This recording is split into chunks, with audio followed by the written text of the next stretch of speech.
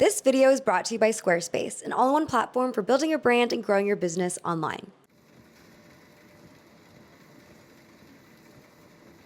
Oh, sorry. I was just trying to get my steps in.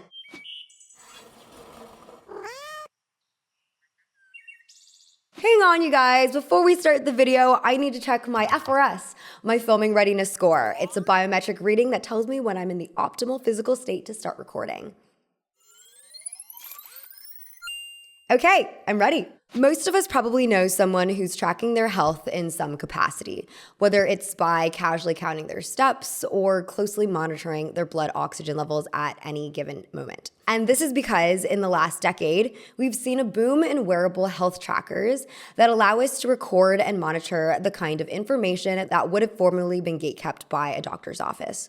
While there are an ever-growing number of fitness apps, smartwatches, and futuristic gadgets out there, the Oura Ring has sparked some of the most fascination and controversy. Launched in 2015, Oura Ring is a lightweight smart ring that tracks sleep, activity, recovery, and various biometrics to provide highly personalized bodily health insights, such as heart rate variability, body temperature trends, blood oxygen levels, cardio capacity, reproductive health markers, stress, and most notably, sleep efficiency, sleep latency, and nightly movement. These various metrics are all recorded and translated into three main scores rated on a scale of 1 to 100.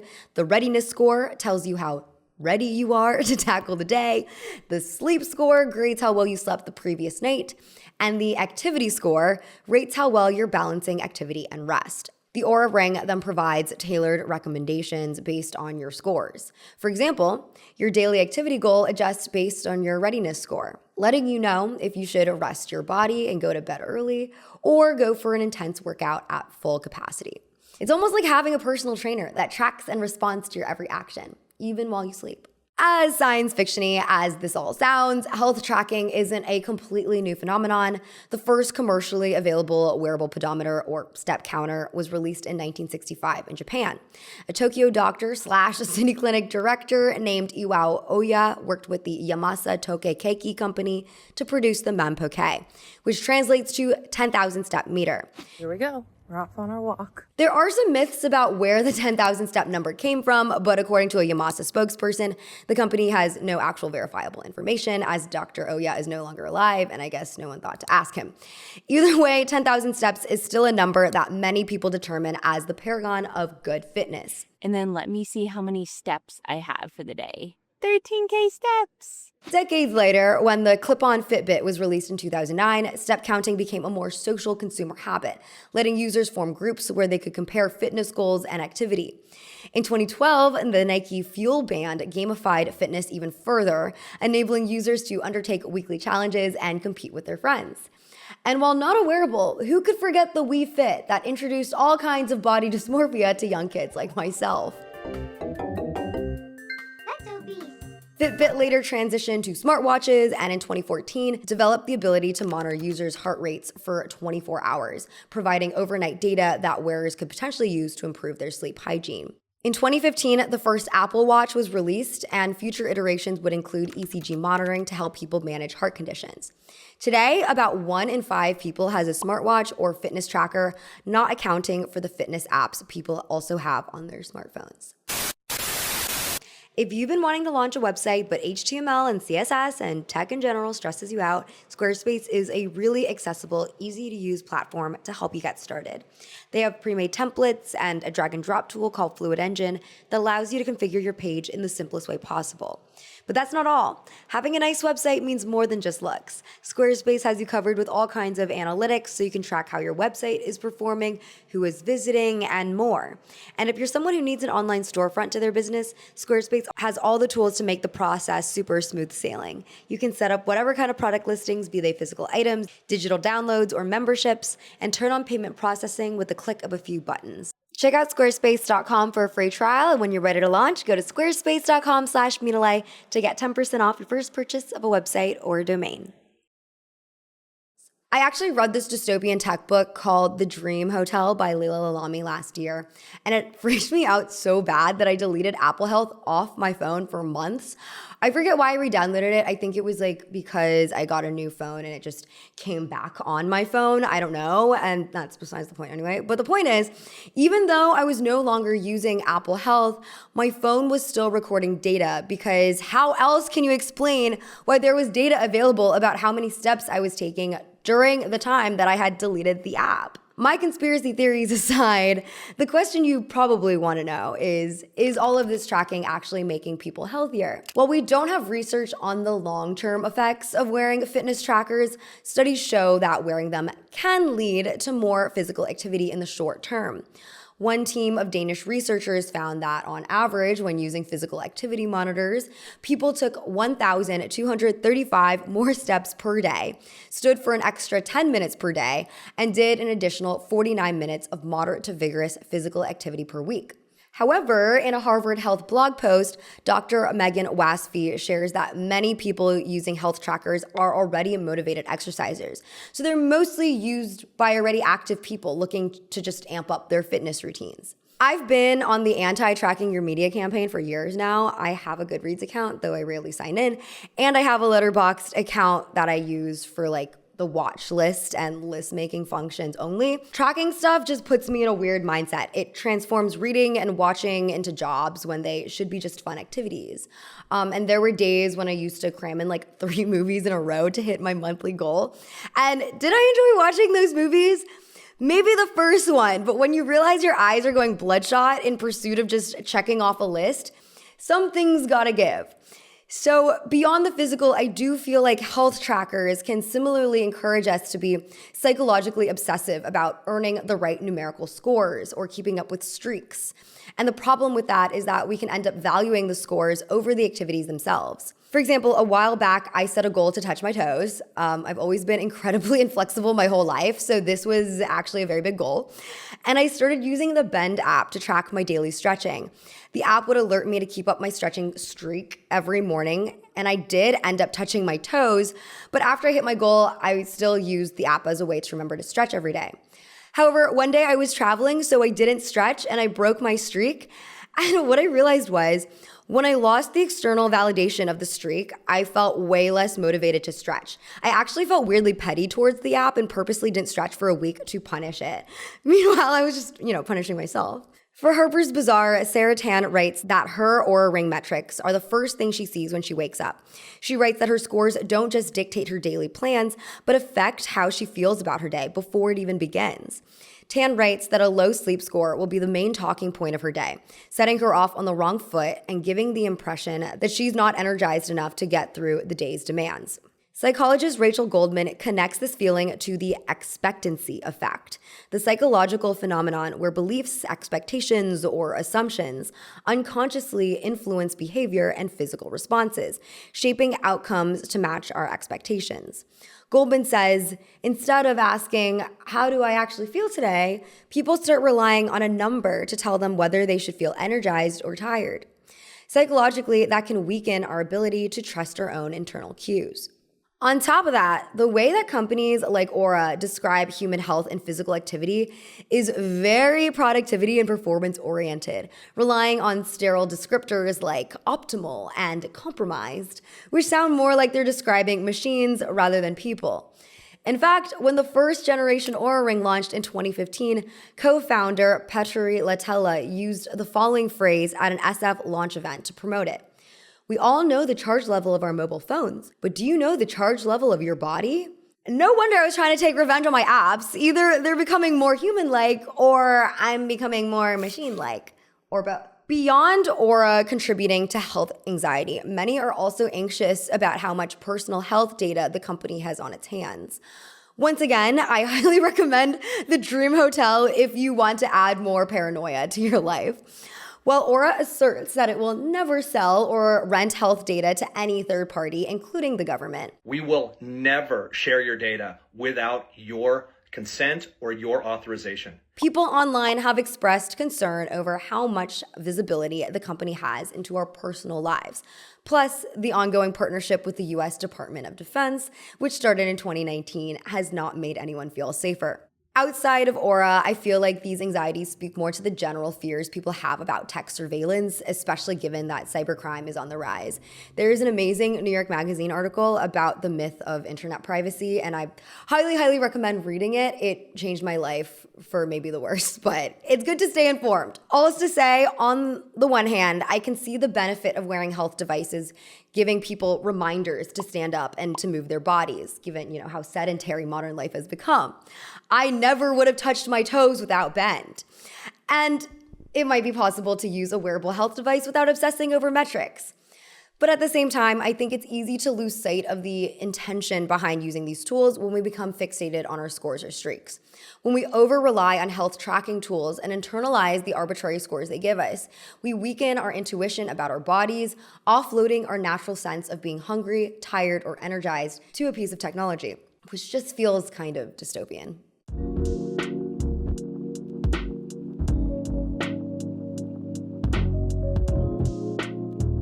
The problem is that what these devices all do is they turn something that should feel intrinsically rewarding. Like, oh, it's just nice to bend and touch my toes. It feels good when I sleep better. It feels good when I get up and walk around and don't sit on my butt all day.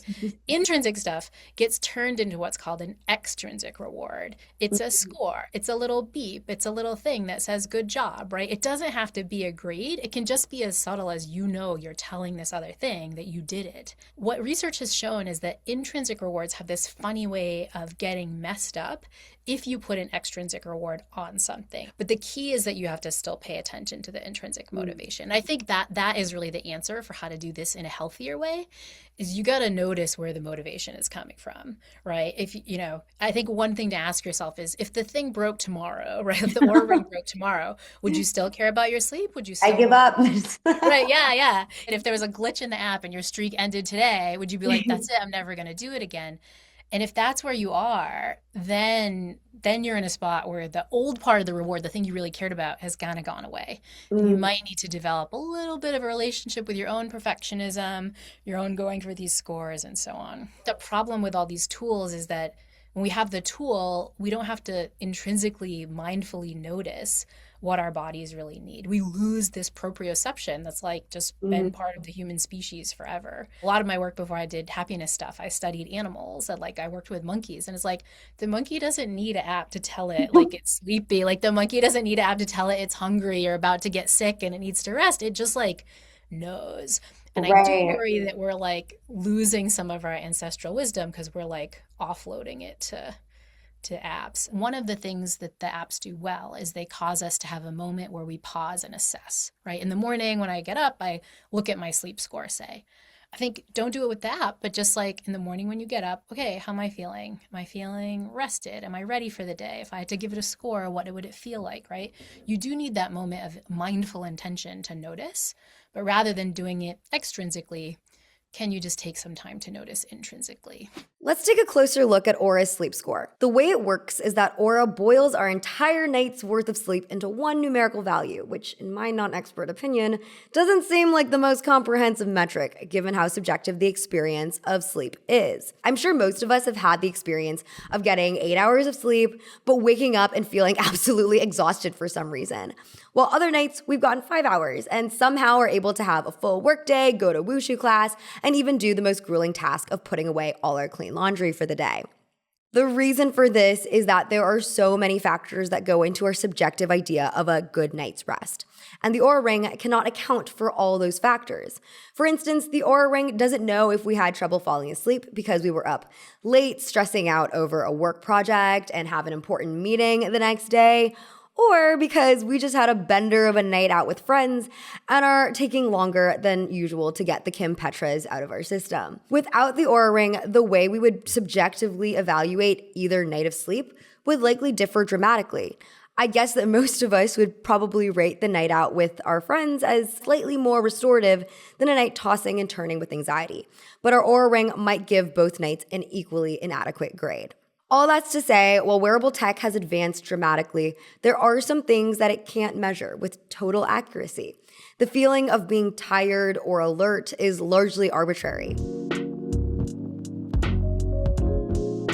We don't exactly know what it is about sleep that makes people feel good. I anecdotally talk to people about their sleep, and in some cases, people are like, like if I just get that like last 30 minutes and I am in a dream, like I feel so much better. And there's, because there's like a temporal dynamics to like how sleep unfolds across the night. And then, people will say kind of the opposite, where they're like, no, I thought I had a good night's sleep, and then my alarm ripped me out of sleep and I felt like garbage, but I got 8 hours, and I mean, so there's so much in there that we actually still need to learn about what it is that produces that subjective experience around health and wellness and sleep. I think that's something that's totally worth trying to understand. And it might contribute to that incongruence with like your sleep score and whatever goes into that and how you feel. And people's subjective experience of sleep is not just about the sleep,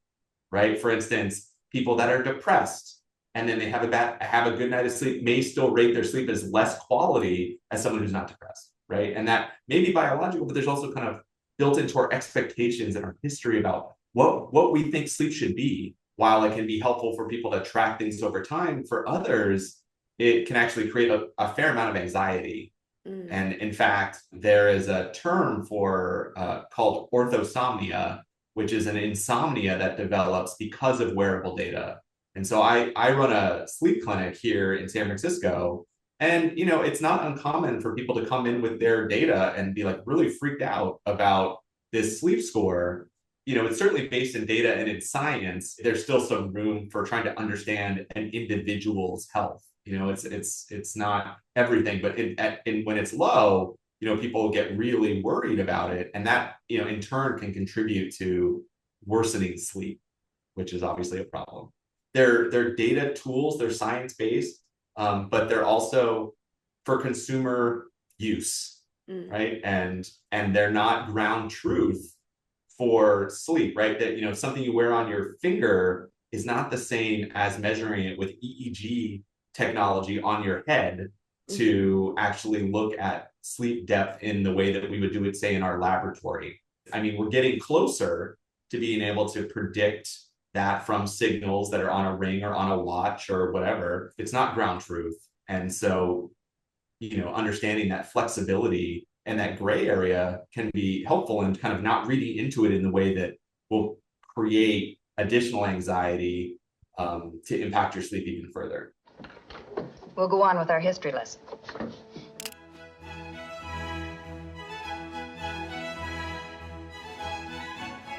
It's pretty ironic that perfect sleep has become such a buzzy health craze because centuries ago, it was actually rare for people to get 8 hours of consecutive, uninterrupted shut-eye. Historian A. Roger Ekirch explains that before the Industrial Revolution, people engaged in two sleeps, or biphasic sleep. In his book, At Day's Close, A History of Nighttime, Ekirch explains that in 17th century Europe, people would often go to bed around 9 to 11 o'clock at night, sleep for a couple hours, and then awake 2 hours later around 11 p.m. to 1 a.m. People use this period of wakefulness known as the watch to get things done. So peasants would go check on farm animals or carry out household chores. Christians would engage in elaborate prayers that were designated for this auspicious time of night. And philosophers would philosophize. Otherwise, people would just stay in bed and chat with one another, as it was common to sleep communally with family members, friends, servants, and even strangers. If adults were able to find privacy in the communal sleep setting, they would also use this time to make more babies. After everyone attended to their business, they returned to bed for their second sleep, sleeping until dawn or later. While most of Ekirch's research is centered on the Western world, there's evidence of this two-sleep habit occurring on nearly every continent, as well as in the animal kingdom at large. However, beginning in the early 19th century, sleep habits began to shift as technological advancements impacted human behavior. Ekirch explains that artificial illumination, such as gas lamps and later electric lighting, altered people's circadian rhythms, allowing them to stay up later. But even though people were staying up later, they still had to wake up at the same time, leading Ekirch to believe that sleep became compressed into one continuous session. People have also experimented with polyphasic sleep, in which you break up sleep into more than 2 segments throughout the day. For example, the triphasic sleep schedule involves dividing your daily sleep into 3 segments, one after dusk, one before dawn, and one in the afternoon, totaling up to 4 to 5 hours of sleep overall. There are actually even more extreme models of polyphasic sleep, like the Uberman schedule, developed by scientist Marie Staver in the 1990s, which involves taking 30-minute naps every 4 hours, totaling up to 3 hours of sleep overall. To be clear, there's virtually no evidence showing the benefits of polyphasic sleep schedules. Please do not try this at home, or if you do not implicate me in any way. Those engaging in them run the risk of sleep deprivation, which can increase the risk of health conditions like high blood pressure, diabetes, heart failure, and stroke. But despite polyphasic sleep having potentially adverse health effects, many famed artists, engineers, and political figures have followed polyphasic sleep schedules throughout history, often with the aim of squeezing more hours of productivity out of the day. For example, Leonardo da Vinci allegedly functioned on 2 hours of sleep per day while painting the Mona Lisa. In his 1992 book, Why We Nap, Claudio Stampi writes that Da Vinci slept 15 minutes out of every 4 hours of the day, gaining an extra 6 productive hours in the day and 20 years of productivity across his 67 years of life. Similarly, Nikola Tesla supposedly never slept for more than 2 hours in any given 24-hour period, which is what many people believe drove him to a mental breakdown at age 25. Smithsonian Magazine reports that Tesla's professors warned his father that the young scholar's working and sleeping habits were killing him. Some famed figures adopted strange napping techniques. For example, in his book, 50 Secrets of Magic Craftsmanship, Salvador Dalí outlined tips for the 1-second micro nap, which involved sitting upright with a key in your hand and an upturned plate beneath it. Once asleep, the key would drop from your hand, producing a clanging sound that would instantly wake you up. The Guardian shares that Albert Einstein employed a similar technique, using a spoon or pencil instead of a key. Will you wake up? Many others, including world leaders, followed a more conventional napping protocol. During World War II, Winston Churchill apparently napped for at least 1 hour in the early afternoon, writing in his war memoirs, "Nature had not intended mankind to work from 8 in the morning until midnight, without the refreshment of blessed oblivion, which, even if it only lasts 20 minutes, is sufficient to renew all the vital forces." Hear, hear. John F. Kennedy was known to take a daily post-lunch nap with his wife Jackie, during which the doors were closed, phone calls were prohibited, and paperwork wasn't delivered. Margaret Thatcher was also known to get by on 4 hours of sleep per night and take quick naps in the back of her official car. Bill Clinton has also admitted to sneaking off to nap for 15 minutes to half an hour throughout the day. But Ronald Reagan often denied rumors of taking daily naps out of fear of being branded as lazy. It's clear that throughout history, many powerful figures have viewed sleep quite differently. Some saw sleep as a hindrance to productivity, whereas others saw it as a necessary means of revitalization. And others, with more philosophical dispositions like Aristotle, recognize value in the hypnagogic, or the semi-lucid state between sleep and wake.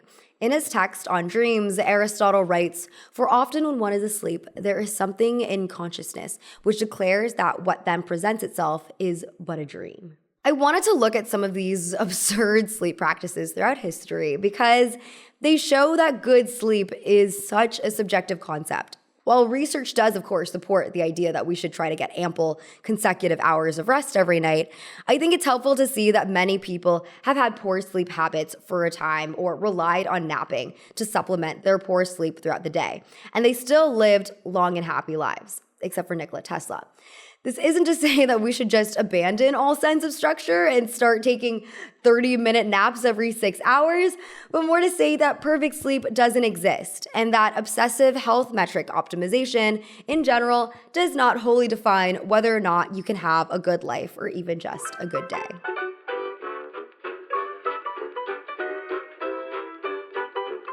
How do you define a good day? I think that any day that I spend with my friends and just sharing our lives with each other is a good day.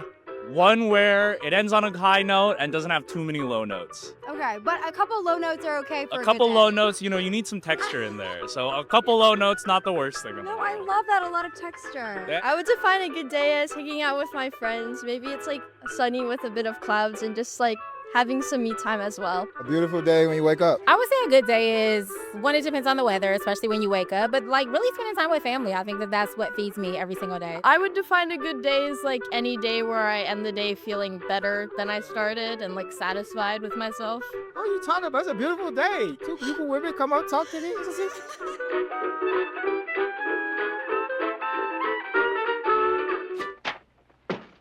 On your mark, get set, oh! Wow! Oh, you're gonna play hard to get, huh? I feel like running is one of those workouts that people just love to track, whether it's recording their weekly mileage, monitoring their heart rate, or dialing in their pace. And that's all fine and good, especially if you're training for some specific goal, like a race. When I was in my running era, or whatever that can be defined by, I was absolutely dripped out in gadgets. But in the spirit of living with more balance and obsessing less over data, I thought it would be fun to do a little running challenge. And in the spirit of so many people saying they define a good day by being around good people, I invited a good friend to do it with me. So let's go. Okay, so I am in Frogtown today, and I decided to bring Issa to help do this experiment with me. We were on track. We were back in high days. school. When was the last time you went running?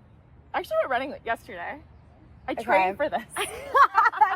Okay, I haven't gone running in like months. The challenge is we're gonna run until we're tired, but I think it's gonna look like until I'm tired, and see how many birds we can spot. And we're not gonna use any metrics. I also picked this route because I'm not super familiar with it, so I can't like see the checkpoints for like when we've hit like a mile. We're going in blind. We're going in blind, and literally blind because it's a very hazy morning in LA today. Okay. Swim again. Oh my god. Sorry. Almost got hit by a cyclist. Okay, we got two, our first two. Just taking a dip. These car alarms really make you remember we're in LA. Yeah. There was a bird. I promise. I think you're delusional. I think we're too tired. Wait, there's all these. There's a bird. Oh my god. Oh wait, look at this one. Oh, that's like a crane. Yeah, it's like a heron or something. Little duck. I think that's like number 11. Yeah. Oh, there's two. There's two. I feel like it's maybe Okay, 11, 12, 11, 12. If you zoom in, we're in Switzerland. If you zoom out, the smog. The air quality is like night and day. and that water quality is also probably like toxic, but Yeah, a bit questionable. we have finished our run. Mission accomplished. And it was pretty tiring, but I feel good. How many birds did we count, Issa? We got to like 34. And some of them may be, like, they might have overlapped because we did like an out and back.